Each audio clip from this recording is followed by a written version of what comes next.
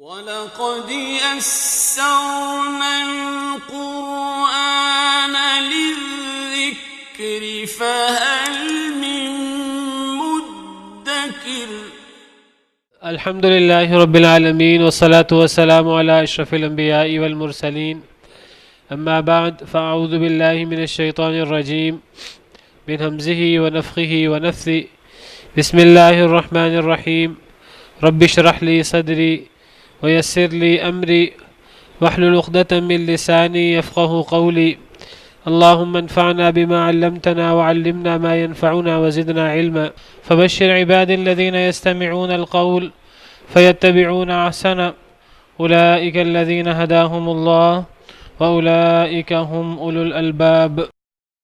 ضرب لكم مثلا من أنفسكم هل لكم مما ملكت أيمانكم من شركاء فيما رزقناكم فأنتم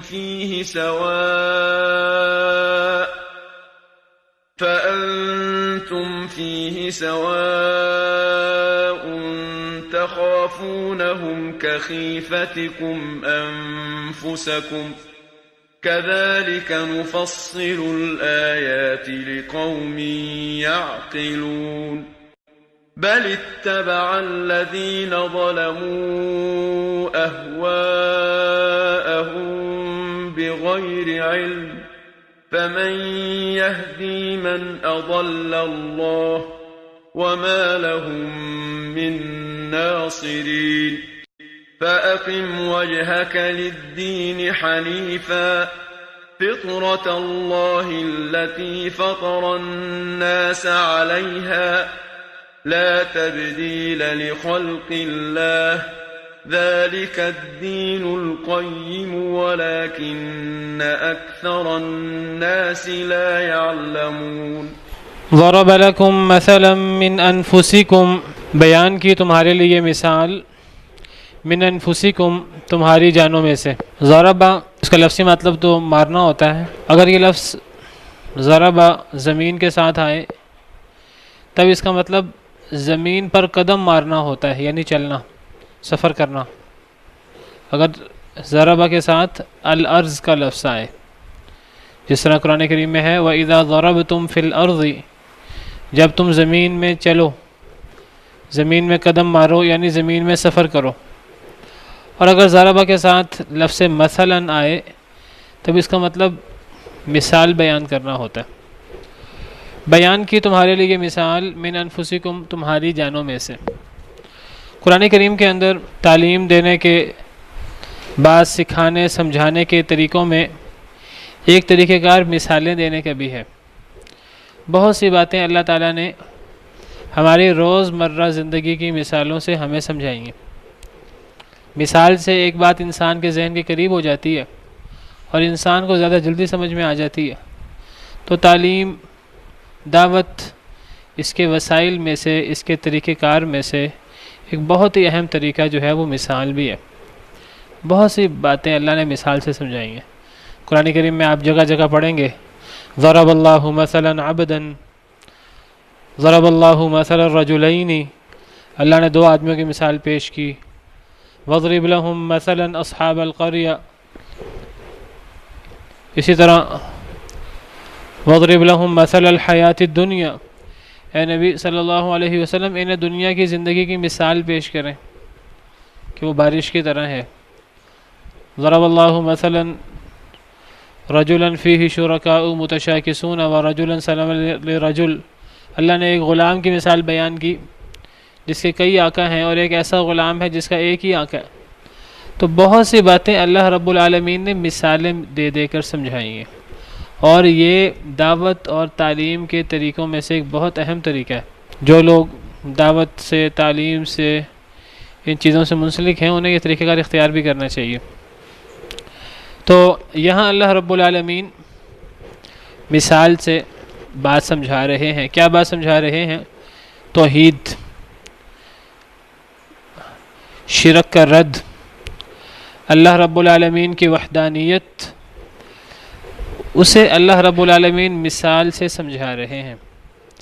اللہ فرماتے ہیں بیان کی تمہارے لیے مثال تمہاری ہی جانوں میں سے، ایک ایسی مثال ہے جو تمہاری روزمرہ زندگی سے ہے، تمہیں بڑی جلدی سمجھ میں آ جائے گی۔ هل لکم مما ملکت ایمانکم من شرکاء، کیا ہے تمہارے لیے ان سے جو مالک ہوئے تمہارے دائیں ہاتھ، جو مالک ہوئے تمہارے دائیں ہاتھ، یہ ایک محاورہ ہے، بہت زیادہ استعمال ہوتا ہے قرآن کریم میں۔ تو کیا مراد ہے اس سے؟ غلام۔ کیا ہے تمہارے لیے ان لوگوں میں سے جن کے تمہارے دائیں ہاتھ مالک ہوئے، یعنی کیا ہے تمہارے لیے تمہارے غلام لونڈیاں وغیرہ۔ قرآن کریم کے اولین مخاطب قریش مکہ ہیں، عرب ہیں، اور اس دور میں غلام ہوتے تھے، لونڈیاں ہوتے تھے، غلاموں کا دور دورہ ہوتا تھا، اور غلام لونڈیاں وغیرہ معاشرے کے اندر وہ عام آزاد لوگوں کے برابر نہیں ہوتے تھے، ان کے حقوق آزاد لوگوں کی طرح نہیں ہوتے تھے، ان کے حقوق آزاد لوگوں کے مقابلے میں کافی کم ہوتے تھے، اور اس زمانے میں ان پر بڑی زیادتیاں بھی ہوتی تھیں، بڑا ظلم بھی ہوتا تھا۔ اسلام نے یکسر غلامی کو ختم تو نہیں کیا، غلامی کو منسوخ تو نہیں کیا، لیکن اسلام نے اس کی اصلاحات کی ہیں۔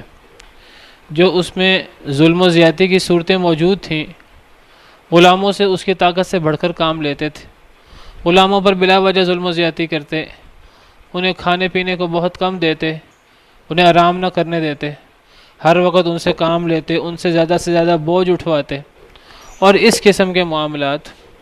تو اللہ رب العالمین نے وعلیکم السلام ورحمۃ اللہ وبرکاتہ غلامی کے بارے میں بہت سی اصلاحات فرمائیں کہ غلام بھی انسان ہیں، ان پہ ان کی طاقت سے بڑھ کر کام نہ ڈالو، اگر کوئی ایسا کام ہو جو بہت بوجھ والا ہے تو ان کے ساتھ خود شریک ہو جاؤ، ان کو وہی کھلاؤ جو خود کھاتے ہو، وہی پہناؤ جو خود پہنتے ہو۔ تو بہرحال اس زمانے میں غلاموں کا تصور موجود تھا اور غلام ہوتے تھے۔ تو اللہ فرما رہے ہیں کہ کیا ہیں تمہارے لیے تمہارے غلاموں میں سے من شرکاء تمہارے شریک، فیما رزقناکم اس میں جو ہم نے رزق دیا تمہیں، فانتم فیہ سواء پس تم اس میں برابر ہو جاؤ۔ اللہ تعالیٰ مثال سے بات سمجھا رہے ہیں کہ ذرا فرض کرو تمہارے جو غلام لونڈیاں وغیرہ ہیں، آپ ایک بات سمجھ لیجئے، ایک ہمارے ہاں بھی ایک جو ہے نا وہ خادم لوگ رکھ لیتے ہیں، نوکر رکھ لیتے ہیں، ڈرائیور وغیرہ اور کام کاج کے لیے لوگ رکھ لیتے ہیں۔ یہ بات سمجھ لیجئے کہ ہمارے ہاں یہ جو اس طرح کے لوگ رکھ لیے جاتے ہیں، ان کا درجہ عام لوگوں کے برابر ہوتا ہے، ان کا درجہ کم نہیں ہوتا، اگرچہ مالی لحاظ سے وہ اتنے جو ہیں وہ طاقتور نہیں ہوتے، لیکن ویسے حقوق کے اعتبار سے وہ آزاد لوگوں کے برابر ہوتے ہیں، وہ آزاد ہوتے ہیں۔ غلام جو ہیں وہ اس زمانے میں آزاد لوگوں کے برابر نہیں ہوتے تھے۔ اس سے بڑھ کر غلام کے بارے میں کیا کہا جا سکتا ہے؟ غلام کی اپنی آئیڈینٹی نہیں ہوتی تھی، آپ سمجھیے۔ غلام کے نسبت اس کے آقا اور اس کے آقا کے خاندان کی طرف ہوتی تھی، غلام کا اپنا خاندان بھی شمار نہیں ہوتا تھا۔ کسی شخص کو کہا جاتا کہ یہ فلاں کا مولا ہے، یہی اس کی پہچان ہوتی تھی، بلکہ غلام جو ہے اس کی اپنی ملکیت بھی نہیں ہوتی تھی۔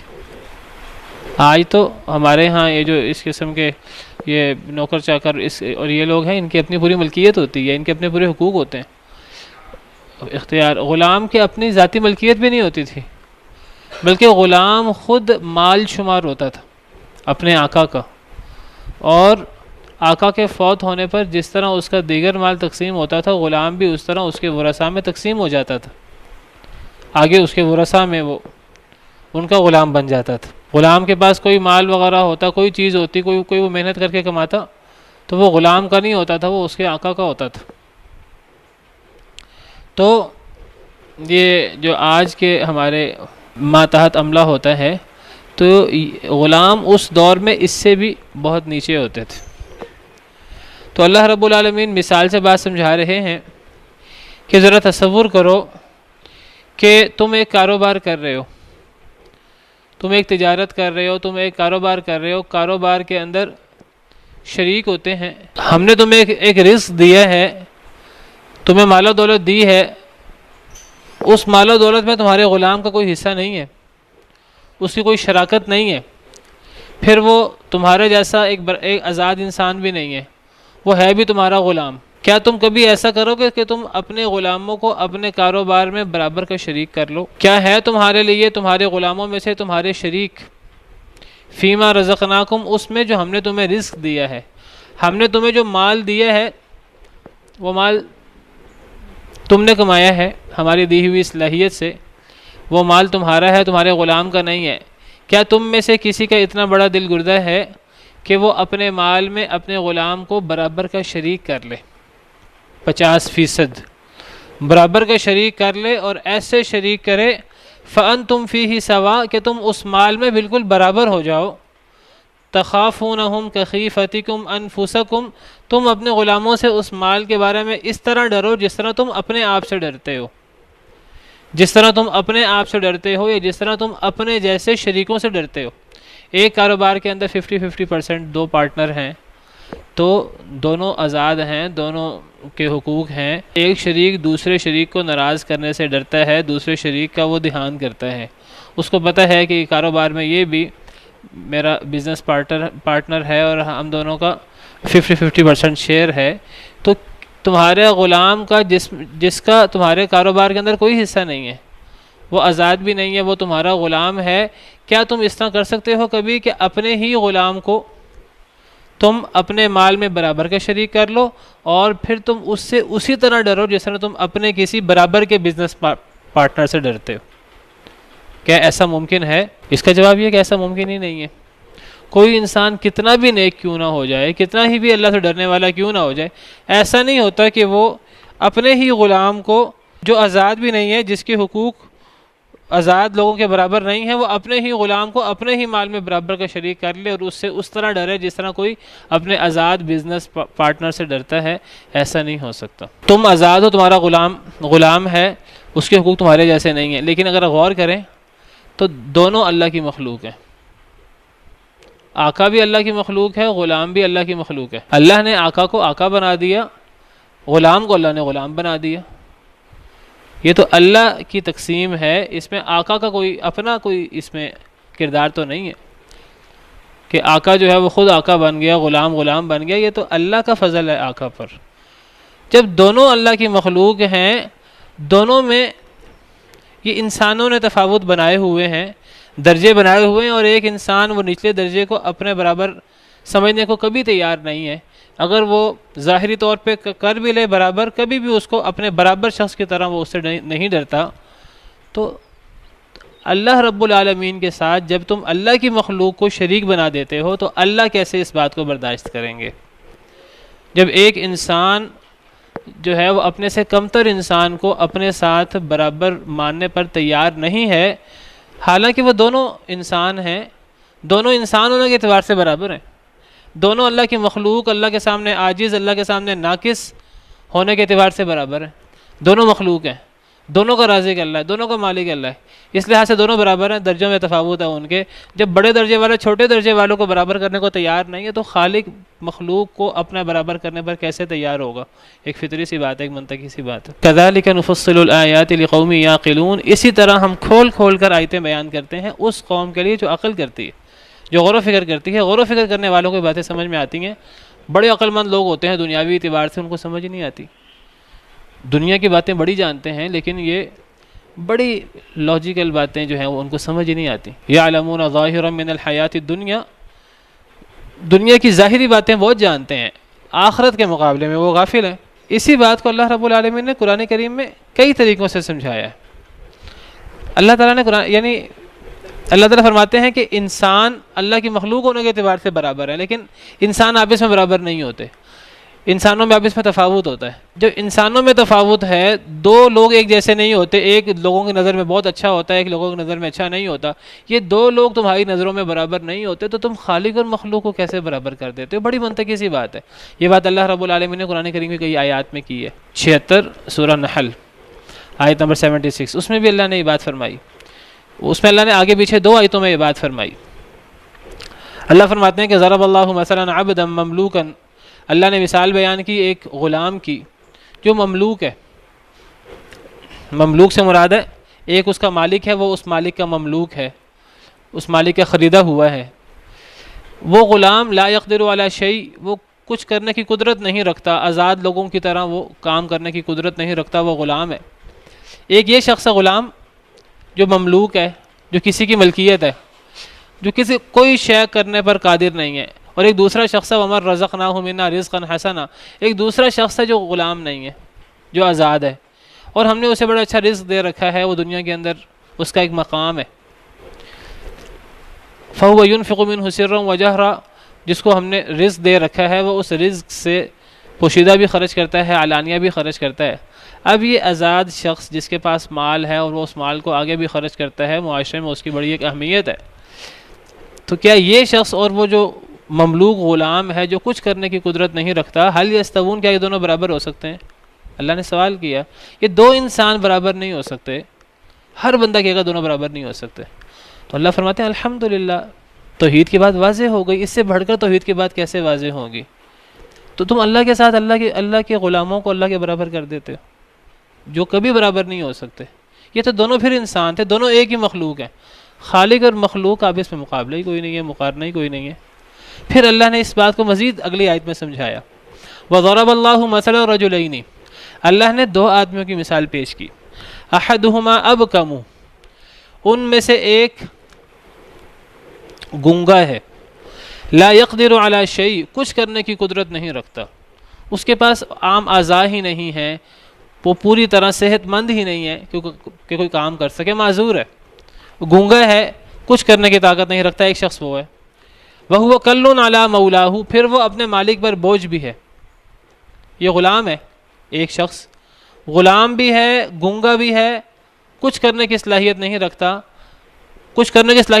اپنے مالک پر بوجھ ہے، مالک کی کچھ خدمت کرنے کی بجائے، مالک کے کچھ کام کرنے کی بجائے مالک کو اسے کھلانا پڑتا ہے، یہ مالک کو زیادہ کام بھی نہیں دیتا، مالک پر بوجھ ہی بوجھ ہے۔ ایک یہ شخص ہے نکما نکارا، اینما یوجہہ لا یأتی بخیر، مالک اسے جہاں بھی بھیجے کوئی خیر کی بات نہیں لاتا، ہمیشہ کام خراب کر کے آتا ہے، ایک یہ شخص ہے۔ ایسے لوگ ہوتے ہیں معاشرے میں ہمارے۔ حل یستوی ہوا، کیا برابر ہو سکتا ہے یہ شخص جو غلام بھی ہے، نکما نکارا ہے، جو گونگا بھی ہے، کوئی کام کہا جائے، کوئی کام وہ کام کو خراب ہی کر کے آئے گا، کیا یہ شخص برابر ہو سکتا ہے اس شخص کے جو لوگوں کو عدل کا حکم دیتا ہے، جو بڑا ایک معاشرے کے اندر ایک باوقار، ایک ذمہ دار شخص ہے، جو نیک شخص ہے، لوگوں کو اچھی باتوں کا حکم بھی دیتا ہے، عدل کا حکم بھی دیتا ہے، جو سیدھے راستے پر قائم ہے۔ ہیں دونوں انسان، ایک انسان جو ہے نا وہ آزاد ہے، با اختیار ہے، لوگوں میں اس کی عزت ہے، اس سیدھے راستے پر ہے، خود بھی اچھا ہے، لوگوں کو بھی اچھائی کی بات کرتا ہے، ایک یہ شخص ہے، اور دوسرا شخص جو ہے بالکل وہ نکارہ قسم کا غلام ہے، اور وہ بوجھ ہی بوجھ ہے، کوئی کام سیدھا نہیں کرتا، گونگا بھی ہے۔ کیا یہ دونوں برابر ہو سکتے ہیں؟ یہ دونوں برابر نہیں ہو سکتے۔ یہ دونوں انسان ہیں، دونوں مخلوق ہیں، ان میں کوئی بہت زیادہ درجوں کا فرق نہیں ہے، ہیں دونوں اللہ کے سامنے عاجز، ان میں فرق ہے، بہت تھوڑا سا فرق ہے۔ جب یہ برابر نہیں ہو سکتے تو خالق اور مخلوق کیسے برابر ہو سکتے ہیں؟ شرک کے اندر اصل میں دو باتیں ہوتی ہیں، یا مخلوق کو خالق کے برابر کر دیا جاتا ہے، مخلوق میں غلو کر کے مخلوق کو اتنا بلند کر دیا جاتا ہے، اسے خالق کے برابر کر دیا جاتا ہے، یا خالق کو اتنا نعوذ باللہ ذلیل کر دیا جاتا ہے کہ اسے مخلوق کے برابر کر دیا جاتا ہے۔ دو باتوں میں سے ایک بات ہوتی ہے، دونوں ہی باتیں جو ہیں وہ غیر منطقی اور بالکل جو ہے وہ بے وقوفی کی بات ہے۔ تو اللہ نے اسی مثال کے ذریعے توحید کو ثابت کیا۔ اللہ فرماتے ہیں کہ جس طرح ایک کاروباری شخص اپنے کاروبار کے اندر اپنے غلام کو جتنا مرضی وہ غلام سے نیک سلوک کرنے والا ہو، وہ غلام کو کھلا بھی سکتا ہے، پلا بھی سکتا ہے، ہر قسم کی نیکی کر سکتا ہے، کبھی اس کو اپنا برابر کا بزنس پارٹنر نہیں بنا سکتا کہ ایک بزنس پارٹنر کی طرح اسے ڈرے۔ تو جب تم ایک غلام کو اپنے برابر نہیں کرتے، جتنے بھی تم نیک ہو جاؤ، تو اللہ رب العالمین کے مخلوق کو اللہ کے برابر کیوں کر دیتے ہو؟ بل اتبع الذین ظلموا اہواءہم بغیر علم، بلکہ پیروی کی ان لوگوں نے جنہوں نے ظلم کیا، اہواءہم اپنی خواہشات کی، بغیر علم بغیر علم کے۔ یعنی کیا مطلب؟ اللہ فرماتے ہیں یہ جو لوگ شرک کرتے ہیں ان کے پاس ان کے شرک کی دلیل کوئی نہیں ہے، کوئی منطقی، کوئی عقلی، کوئی علمی دلیل، کوئی دلیل نہیں ہے، پھر یہ کیوں شرک کرتے ہیں؟ اللہ فرماتے ہیں کہ یہ اپنی خواہشات کی پیروی کرتے ہیں اور لا علمی میں، جہالت اور سفاہت میں مبتلا ہیں، لا علم ہیں، اس لا علمی کے ساتھ ساتھ ڈٹے ہوئے ہیں اپنی غلطی پر، اپنی غلطی کو چھوڑنے پر تیار نہیں ہے، اپنی غلطی کو چھوڑنے کو تیار نہیں ہے، غور کرنے کو تیار نہیں ہے، کسی دوسرے کی بات سننے کو تیار نہیں ہے، ہٹ درمی سے اپنی لا علمی پر جمے ہوئے ہیں۔ یہ ظالم لوگ ہیں اور ان ظالم لوگوں نے اپنی خواہشات کی پیروی کی ہے، کوئی دلیل ان کے پاس نہیں ہے ان کے شرک کی، لا علمی میں یہ اس بات پہ ڈٹے ہوئے ہیں۔ فَمَن يَهْدِ مَنْ أَضَلَّ اللَّهُ، کون ہدایت دے اسے جسے اللہ نے گمراہ کر دیا؟ انہیں تو اللہ نے گمراہ کر دیا ہوا ہے، اب انہیں کون ہدایت دے؟ انہیں کوئی بھی ہدایت نہیں دے سکتا، جتنی دلیلیں انہیں دے دو یہ ایمان نہیں لائیں گے، یہ توحید کی بات نہیں سمجھیں گے، اللہ نے ان کا ذہن بند کر دیا ہے، اللہ نے انہیں گمراہ کر دیا ہے۔ اللہ نے گمراہ کر دیا سے مراد، یہ بات پہلے کئی دفعہ ہو چکی ہے، اللہ رب العالمین کے دو طرح کے ارادے، دو طرح کے فیصلے ہوتے ہیں، ایک فیصلہ کو ارادہ شرعیہ، ایک کو ارادہ کونیہ کہتے ہیں، تو یہاں ارادہ کونیہ مراد ہے، جسے اللہ گمراہ کر دے اسے کون ہدایت دے؟ تو اللہ نے انہیں گمراہ کر دیا ہے، اب جب اللہ نے انہیں گمراہ کر دیا ہے تو اب یہ کیسے ہدایت یافتہ ہو سکتے ہیں، کیسے یہ بات سمجھ سکتے ہیں؟ یہ بات اب نہیں سمجھ سکتے۔ تو یہاں اللہ نے انہیں گمراہ کر دیا ہے، اس سے مراد اللہ کا ارادہ کونیہ ہے، وہ جو اللہ نے اختیار دیا ہوا ہے انسان کو، انسان نیکی کو بھی اختیار کر سکتا ہے، انسان گناہ کو بھی اختیار کر سکتا ہے، انسان چاہے تو ہدایت یافتہ ہو جائے، چاہے انسان ضلالت کو اختیار کر لے، یہ مراد ہے۔ اللہ نے جو اختیار دیا ہے انسان کو ہدایت یا گمراہی میں سے کسی ایک شے کو اختیار کرنے کا، تو انہوں نے اللہ کے دیے ہوئے اختیار میں سے انہوں نے جو ہے وہ گمراہی کو اختیار کیا، یہ مطلب ہے اللہ نے انہیں گمراہ کر دیا۔ وَمَا لَهُم مِّن نَاصِرِينَ، اور نہیں ہے ان کے لیے کوئی مددگار، اب ان کے لیے مددگار بھی کوئی نہیں ہے۔ فَأَقِمْ وَجْهَكَ لِلدِّينِ حَنِيفًا، بس قائم کر لیجئے وجہک اپنے چہرے کو، للدین حنیفا، دین کے لیے یک طرفہ طور پر، بس قائم کر لیجئے اپنے چہرے کو دین کے لیے یک طرفہ، اپنے چہرے کو دین کے لیے قائم کر لیں، یعنی دین کے سامنے اپنے آپ کو جھکا دیں، اپنے آپ کو دین سے بڑا نہ سمجھیں کہ دین میرے لیے تو نہیں ہے، یہ دین تو چھوٹے لوگوں کے لیے ہوتا ہے عمل کرنے کے لیے، میری تو فلاں حیثیت ہے، یہ احکامات میرے لیے نہیں ہے۔ دین اللہ کی بات ہے اور اللہ کی بات بہت بڑی بات ہوتی ہے، اور ہر انسان اللہ کی بات ماننے کا پابند ہے، اور جو بندہ دین کی، اللہ کی بات نہیں مانتا وہ سب سے بڑا متکبر ہے، اللہ کی بات سے بڑا سمجھتا ہے، تو اللہ کی بات کا انکار یہ اصل تکبر ہے۔ تکبر کی دو قسمیں ہوتی ہیں، ہم عام طور پہ تکبر کو معروف جو معنی ہے کہ ہم اپنے آپ کو لوگوں سے برتر سمجھیں، لوگوں کو اپنے سے حقیر سمجھیں، ہم عام طور پہ اسے تکبر کہتے ہیں، یہ بھی تکبر ہے، یہ تکبر کی دوسری قسم ہے۔ تکبر کی پہلی اور بڑی قسم، یہ دوسری قسم ہے کہ لوگوں کو حقیر سمجھنا، اور بڑا تکبر یہ ہے کہ حق کو، دین کو اپنے سے حقیر سمجھنا۔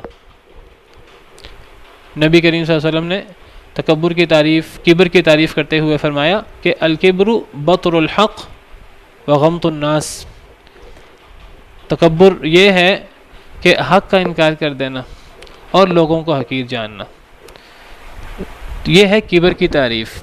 تو اس تعریف میں تکبر کی دونوں قسمیں آ جاتی ہیں، پہلی قسم ہے بطر الحق، حق کا انکار، اور دوسری قسم ہے غمط الناس، لوگوں کو حقیر سمجھنا۔ ہم عام طور پہ لوگوں کو حقیر سمجھنا اسے تکبر سمجھتے ہیں، حالانکہ اللہ کی کسی بات کا انکار کر دینا، وہ بڑا حکم ہو اللہ کا چھوٹا حکم ہو، تو وہ تکبر ہے، انسان حق کا انکار کر رہا ہے۔ اس لیے ابلیس نے جب اللہ رب العالمین کی بات کو نہیں مانا تو اللہ رب العالمین نے فرمایا ابا واستکبر وکان من الکافرین، اس نے انکار کیا اللہ کے حکم سے، واستکبر، اور تکبر کیا۔ اللہ کے حکم کا انکار تکبر ہوتا ہے، اس نے اللہ کے حکم سے انکار کیا اور تکبر کیا اور کافروں میں سے ہو گیا۔ تو فرمایا کہ فاقم وجہک للدین حنیفا، پس قائم کر لیجئے، سیدھا کر لیجئے اپنے چہرے کو، للدین، دین کے لیے، حنیفہ یک طرفہ ہو کر، دین کے لیے اپنے چہرے کو سیدھا کر لیں، یعنی دین کے لیے انسان اپنے آپ کو جھکا لے، انسان دین کی بات مانے۔ یا ایھا الذین آمنوا ادخلوا فی السلم کافہ، اے ایمان والو سلامتی میں پورے کے پورے داخل ہو جاؤ۔ اور فرمایا حنیفہ، یک طرفہ ہو کر، اگر ایک انسان کا تعلق ہو تو وہ صرف اللہ رب العالمین سے تعلق ہو، ایک انسان راضی کرے تو صرف اللہ رب العالمین کو راضی کرے، عبادت کرے تو صرف اللہ رب العالمین کی عبادت کرے، توکل کرے تو صرف اللہ رب العالمین پہ توکل کرے، ڈرے تو صرف اللہ رب العالمین سے ڈرے۔ حنیفیت حضرت ابراہیم علیہ السلام کی خاص صفت ہے، ابراہیم حنیف۔ تو حضرت ابراہیم علیہ السلام حنیف تھے، صرف ایک اللہ والے تھے۔ تو اللہ فرماتے ہیں اپنے چہرے کو دین کے لیے قائم کر لے صرف ایک اللہ کے ہو کر۔ فطرت اللہ التی فطر الناس علیہا، فطرت ہے اللہ کی جس پر پیدا کیا لوگوں کو، یہ وہ اللہ کی فطرت ہے جس پر اللہ نے لوگوں کو پیدا کیا ہے۔ یعنی انسان دین کا پابند ہے اور ایک انسان اللہ کے احکامات کا پابند ہے، یہ وہ فطرت ہے جس فطرت پر اللہ نے لوگوں کو پیدا کیا ہے۔ جب انسان پیدا ہوتا ہے تو پیدا ہوتے وقت انسان اسی فطرت پہ پیدا ہوتا ہے۔ جب انسان پیدا ہوتا ہے تو انسان کے دل میں یہ بات اللہ کی طرف سے پہلے ہی موجود ہوتی ہے کہ میں اللہ کے احکامات کا پابند ہوں، مجھے اللہ کی بات ماننی ہے۔ پیدائش سے انسان کے ذہن میں اپنی عاجزی، اپنا ناقص ہونا، اللہ رب العالمین کی بڑائی اور انسان کا کسی کا پابند ہونا، یہ باتیں بچپن سے انسان کے ذہن میں ہوتی ہیں۔ لا تبدیل لخلق اللہ، نہیں ہے تبدیلی اللہ کی تخلیق میں، اللہ کی تخلیق میں کوئی تبدیلی نہیں۔ اس سے کیا مراد ہے؟ یہاں اللہ کی تخلیق سے مراد دو تفسیریں ہیں اس کی۔ پہلی تفسیر، اس کی مشہور تفسیر یہی ہے کہ اللہ کی تخلیق میں کوئی تبدیلی نہیں، اس سے مراد جو اللہ نے انسانوں کی فطرت بنائی ہے، جس فطرت پر اللہ نے لوگوں کو پیدا کیا ہے، وہ کون سی فطرت ہے؟ وہ دین اسلام والی فطرت ہے، وہ کہ انسان اللہ کے احکامات کا پابند ہے، وہ یہ فطرت ہے۔ تو اس فطرت میں کوئی تبدیلی نہیں ہوتی، ہر بچہ اسی فطرت پہ پیدا ہوتا ہے۔ یہ نہیں ہوتا کہ کچھ بچے اس فطرت پہ پیدا ہوتے ہیں، کچھ بچے غلط فطرت پہ پیدا ہوتے ہیں، نہیں، تمام بچے جو ہیں وہ جب پیدا ہوتے ہیں تو اللہ کی اسی فطرت پہ، جو اللہ نے یہ فطرت بنائی ہے لوگوں کی، اسی پر پیدا ہوتے ہیں۔ کوئی بچہ بھی اس کے علاوہ کسی اور فطرت پہ پیدا نہیں ہوتا۔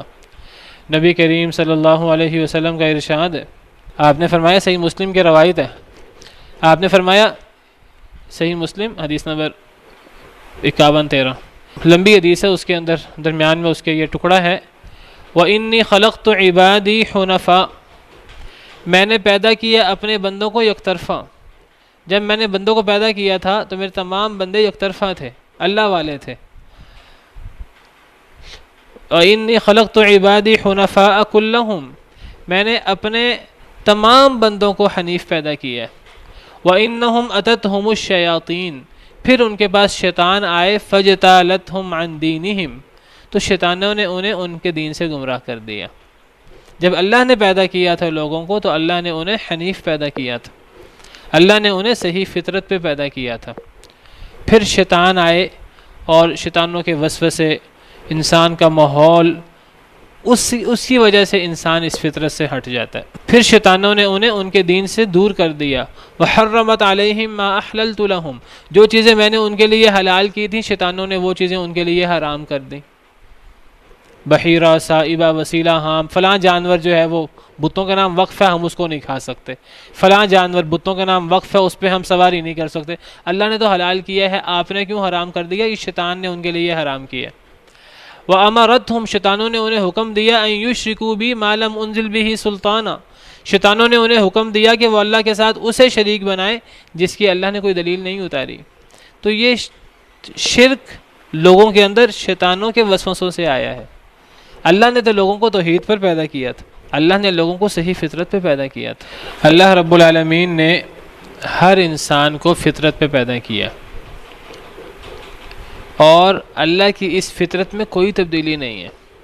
اللہ نے تمام انسانوں کو اس فطرت پہ پیدا کیا ہے، اللہ کی اس تخلیق میں کوئی تبدیلی نہیں ہے، کوئی ایسا بچہ نہیں ہے جو اس فطرت پہ پیدا نہ ہوا ہو، لیکن وہ پھر بڑا ہو کر شیطانوں کے وسوسوں کا شکار ہو جاتا ہے، اپنے ماحول سے متاثر ہو کر، اپنے باپ سے متاثر ہو کر پھر وہ گمراہ ہو جاتا ہے۔ ایک حدیث مبارکہ پہلے آپ کو بیان کی صحیح مسلم کی، اب یہ حدیث مبارکہ صحیح بخاری صحیح مسلم کی ہے۔ اس میں ہے کہ نبی کریم صلی اللہ علیہ وسلم نے فرمایا ما من مولود الا یولد علی الفطرہ، نہیں ہے کوئی بھی بچہ مگر وہ فطرت پہ پیدا ہوتا ہے، یا فطرت سے مراد دین اسلام توحید، وہی جو فاقم وجہک للدین حنیفہ، ہر بچہ جو ہے فطرت پہ پیدا ہوتا ہے۔ فابواہ یہاں فطرت سے مراد اسلام ہے، دین اسلام۔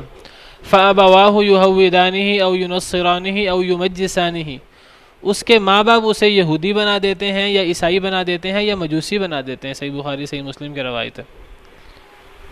اس کے ماں باپ، اس کا ماحول، شیطان وسوسے ڈال کر وہ پھر اسے فطرت سے تبدیل کرتا ہے۔ ہر بچہ فطرت پہ پیدا ہوتا ہے، اس کے ماں باپ اسے یہودی عیسائی مجوسی بناتے ہیں۔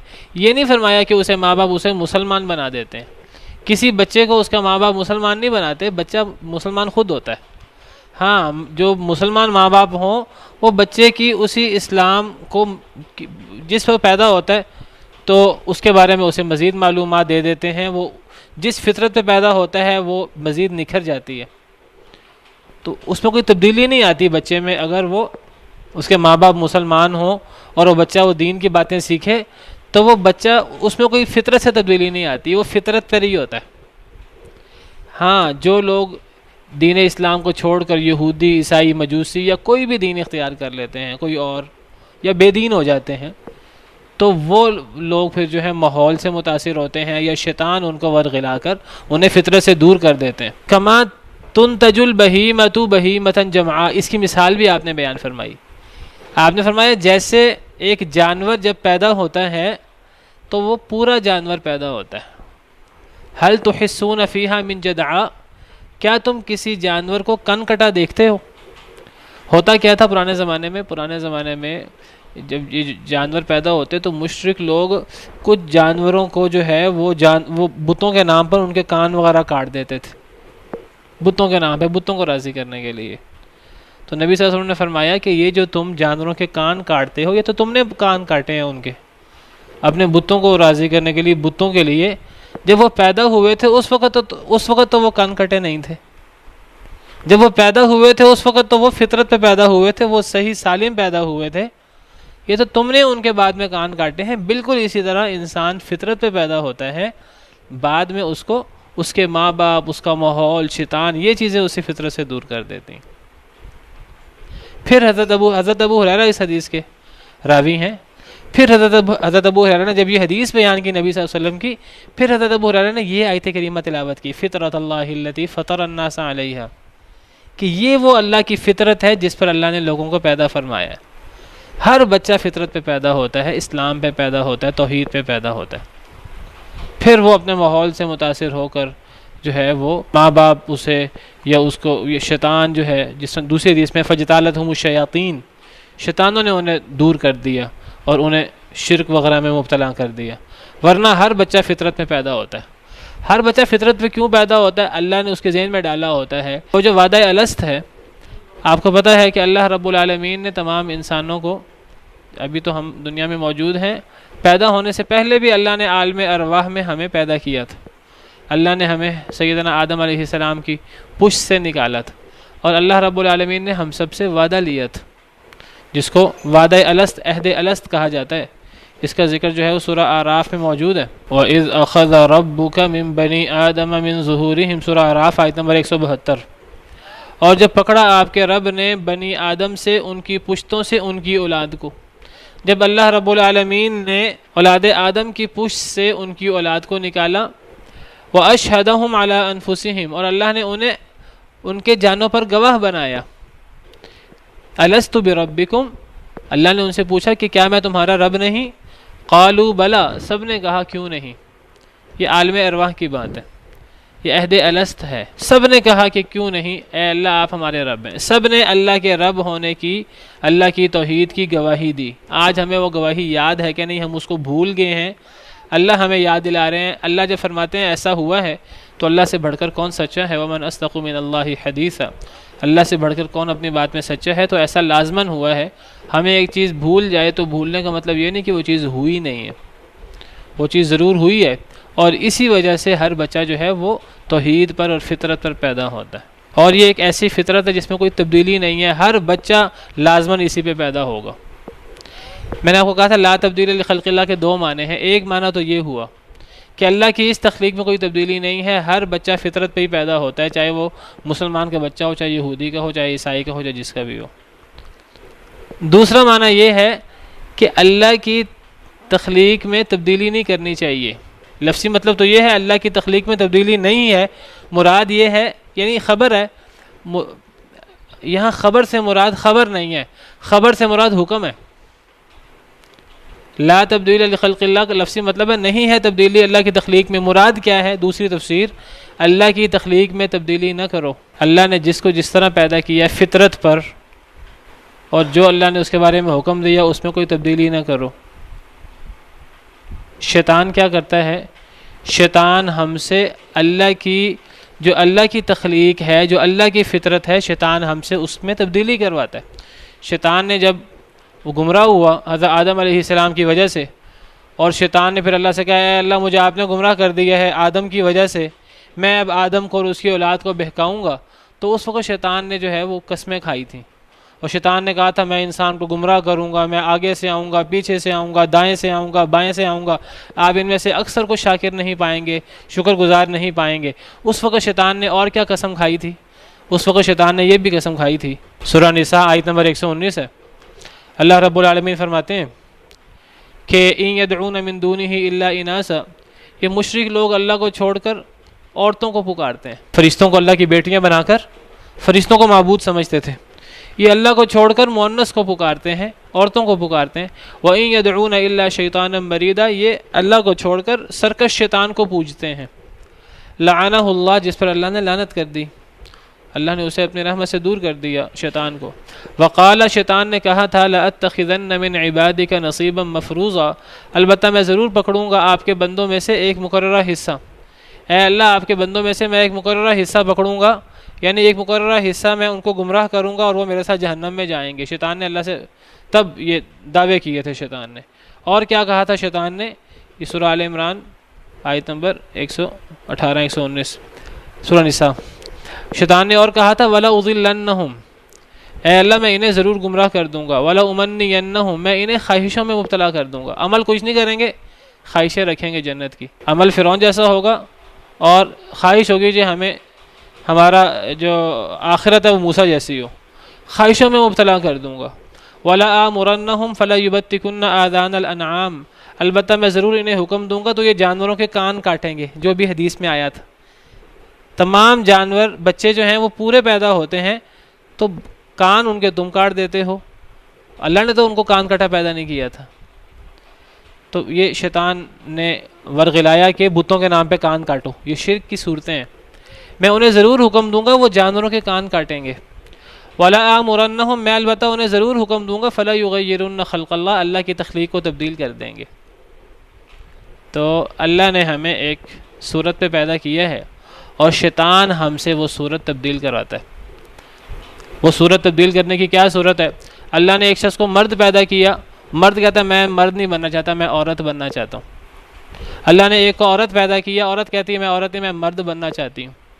مائیکل جیکسن تھا ایک، آپ کو پتا اس نے عورت بننے کی کوشش کی، حبشی تھا، اس نے جو ہے وہ آرٹیفیشل طریقے سے گورا رنگ کرنے کی کوشش کی، اور اس طرح کر کے کچھ لوگ جو ہیں وہ اپنی تخلیق کو تبدیل کرنے کی کوشش کرتے ہیں، اور یہ بہت بڑا جرم ہے. اسی طرح کچھ عورتیں ہیں جو وہ یہاں کی جو بال ہیں وہ بال کو جو ہے نا وہ نوچتی ہیں، اور اس کو تو ان لوگ عورتوں پر اللہ کے رسول صلی اللہ علیہ وسلم نے لعنت فرمائی ہے کہ یہ اللہ کی تخلیق کو تبدیل کرتی ہیں. اسی طرح کچھ مرد ہیں، اللہ رب العالمین نے جو ہے وہ ایک فطری چیز جو ہے وہ پیدا کی ہے مردوں کے لیے، داڑھی، تو کچھ لوگ جو ہیں وہ اس کو تبدیل کرتے ہیں، اور یہ اللہ کی تخلیق کی تبدیلی میں آتا ہے.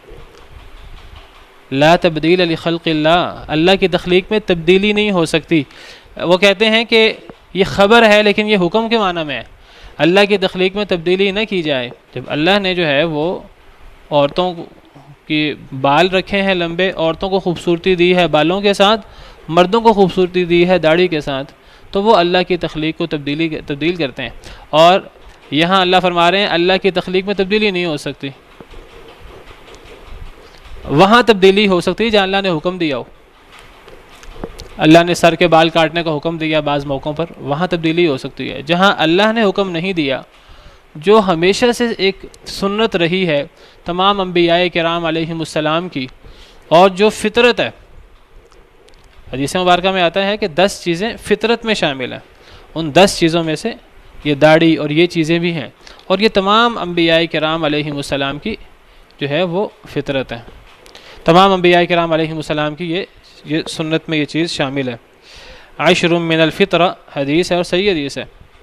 نبی کریم صلی اللہ علیہ وسلم کا ارشاد ہے کہ 10 چیزیں فطرت میں ہیں. قص الشارب مونچھوں کو پست کرنا، مونچھوں کو کاٹنا، قص الاظفار ناخن کاٹنا، غسل البراجم واللہ عالم کیا مراد ہے اس سے، واعفاء اللحیہ داڑھی کو چھوڑ دینا، معاف کر دینا.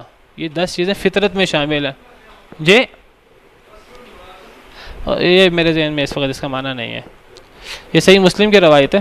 قص الشارب مونچھوں کے بال کاٹنا، داڑھی کو معاف کر دینا، مسواک کرنا، کلی کرنا، ناخنوں کو کاٹنا، وہ آگے آ رہا ہے. نتف الابط، نتف الابط کہتے ہیں بغلوں کے بال اکھیڑنا. حلق العانہ یہ زیر ناف بال مونڈنا. وانتقاص الماء. تو بہرحال اس میں جو ہے وہ داڑھی کے معاف کرنے کو فطرت میں شمار کیا گیا ہے، اور علماء کرام کہتے ہیں فطرت سے مراد ہے یہ فطرت میں چیز شامل ہے، اور یہ تمام انبیاء کرام علیہم السلام کی سنت ہے. تو ایک معنی یہ ہے لا تبدیل لخلق اللہ، اللہ نے جو چیزیں پیدا کی ہیں ان میں کوئی تبدیلی نہیں ہے، اللہ نے تمام کو اسی فطرت پہ پیدا کیا. اور دوسرا معنی یہ ہے کہ اللہ کی تخلیق میں تبدیلی نہ کرو، حکم ہے یہ اللہ تعالیٰ منع فرما رہے ہیں اللہ کی تخلیق میں تبدیلی نہ کرو. ذالک الدین القیم، یہی مضبوط دین ہے. یہ جو دین اسلام پر عمل کرنا اور اپنے چہرے کو دین کے لیے قائم کر لینا، سیدھا کر لینا، صرف اللہ والے ہو کر، توحید، یہ ایک مضبوط ترین دین ہے، دلائل کے ساتھ ایک مضبوط دین ہے. ولیکن اکثر الناس لا یعلمون، اکثر لوگ نہیں جانتے، اکثر لوگ چھوڑ دیتے ہیں اس کو. اللہ معاف کرے. چلیں وقت ختم ہو گیا، آج کے لیے اتنا ہی کافی ہے. سبحانک اللہم ربنا وبحمدک، اشہد ان لا الہ الا انت، استغفرک واتوب